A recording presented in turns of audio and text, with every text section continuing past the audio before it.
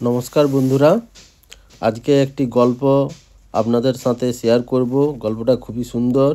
যদি ভালো লাগে অতি অবশ্যই চ্যানেলে সাবস্ক্রাইব করবেন, লাইক, কমেন্ট এবং শেয়ার করতে ভুলবেন না। গল্পটির নাম হলো পাখির রাজা। অনেক দিন আগে বনে একটি পাখি বাস করত। তাকে পাখিদের রাজা বলা হতো। দীর্ঘদিন ধরে সে খাবার জোগাড় করতে পারেনি। তখন অন্য বন্ধুকে নিয়ে হিমালয়ের দিকে যাওয়ার কথা ভাবল। হিমালয়ে যাওয়ার পথে তারা একটা সুন্দর গাছ দেখতে পেল। সেখানেই থাকবে বলে তারা ঠিক করলো। পরের দিন সকালে রাজা পাখি অন্য পাখিদের আদেশ করলো তারা যেন খাবারের সন্ধানে বের হয়। পাখিরা কথা মতো নানা দিকে উড়ে গেল। একটা ছোট্ট পাখি বেশি দূর উড়তে পারেনি। সে একটি গাছ দেখে তার উপর বসল। গাছটা ছিল একটা রাজপথের পাশে।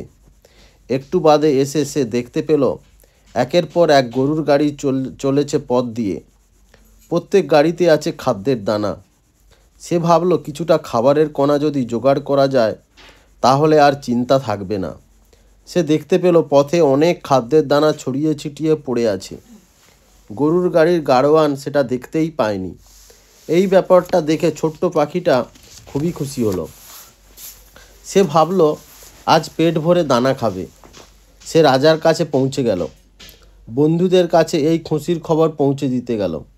সঙ্গে সঙ্গে সে ভাবল সে খবর পৌঁছে দিলে বোধহয় বিপদ দেখা দেবে। বন্ধুরা সব খাবার খেয়ে নিলে সে খাবে কি?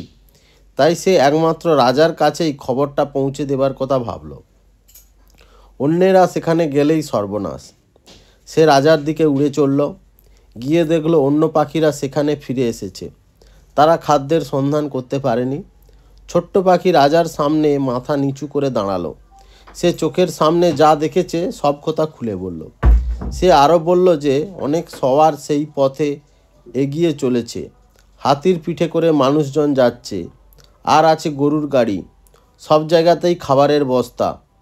এই সময় আর একটা পাখি, ছোট্ট পাখি, যে জিজ্ঞেস করলো যে সত্যি সত্যি সেখানে খাবারের বস্তা আছে কিনা। এই কথা শুনে ছোট্ট পাখিটা একেবারে অবাক হয়ে গেল। সে ভাবল এ কথা উঠছে কেন? এখন অন্য বিষয় আলোচনা হবে। ছোট্ট পাখিটা খারাপ সম্ভাবনার কথা খুলে বলল। তারা যদি রাস্তায় নেমে খাবারের দানা জোগাড় করে তাহলে বিপদ ঘটতে পারে। অন্যমনস্ক হয়ে গেলে গরুর গাড়ি তাদের চাপা দিয়ে যেতে পারে। তাই সে সকলকে বারণ করলো সেখানে না যেতে। বেঁচে থাকলে পরে খাবারের সন্ধান করা যাবে। এই কথা শুনে পাখির রাজা গভীরভাবে চিন্তা করতে লাগলো। শেষ অবধি ছোট্ট পাখিটার বুদ্ধিকে তারিফ করলো সে। অন্য পাখিদের বারণ করলো সে ওখানে না যেতে। ছোট্ট পাখিটা যে এভাবে তাদের মৃত্যুর হাত থেকে বাঁচাবার চেষ্টা করছে এজন্য তারা প্রশংসা করলো। ছোট্ট পাখিটা ভাবলো এবারে আমি একাই সব খাবারের কণা খেয়ে ফেলবো। বেশ কদিন ধরে সে একা একাই দানা খুঁটে খুঁটে খেতে লাগলো। একদিন সে গেছে খাবারের কণার সন্ধানে। হঠাৎ দেখলো একটা গরুর গাড়ি সেই পথে এগিয়ে আসছে। সে ভাবলো গাড়িটা আসার আগেই সে তার উদরপূর্তি করতে পারবে। বেচারি, গরুর গাড়ির গতি সম্পর্কে তার কোনো ধারণা ছিল না। যখনই সে মনের সুখে খাবারের দানা খাচ্ছে তখন গরুর গাড়ি তার গায়ের উপর এসে গেল। রক্তাক্ত শরীরটা পথের উপর পড়ে থাকলো। বেশ কয়েক ঘন্টা কেটে গেছে। ছোট্ট পাখিটাকে নিয়ে চিন্তা হচ্ছে রাজা ও অন্য পাখিদের। তাকে খোঁজার জন্য সবাই চারিদিকে উড়ে গেল।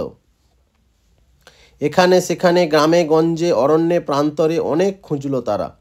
শেষ অবধি বড় রাস্তায় এসে তারা রক্তাক্ত মৃতদেহ দেখতে পেল। রাজা পাখি বুঝতে পারল লোভী স্বভাবের হওয়ার জন্য ছোট পাখিটাকে এইভাবে প্রাণ দিতে হলো।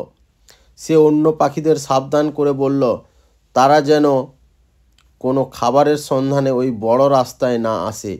এই ঘটনাতে অন্য পাখিরা যথেষ্ট সাবধান হয়ে গেল। রাজার কথায় কান দিল তারা। সুখে শান্তিতে গাছের ডালে বসবাস করতে লাগলো তারা। তো বন্ধুরা, এই গল্প থেকে আমরা এই উপনীত হতে পারি যে অতিলোভ করা ভালো নয়। অতিলোভ করলে কিন্তু পস্তাতে হয়, আর লোভ করলে কিন্তু শেষে মৃত্যুবরণও হতে পারে। এখানে যেমন পাখিটার মৃত্যু হয়েছে।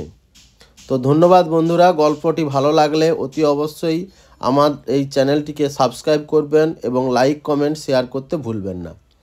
তো পরবর্তী ভিডিওতে আসছি। পরবর্তী ভিডিও আমরা পরের দিন নিয়ে আসবো। পরের দিনের ভিডিও আছে শিয়ালকর্তা ও গিন্নির বুদ্ধি। ধন্যবাদ।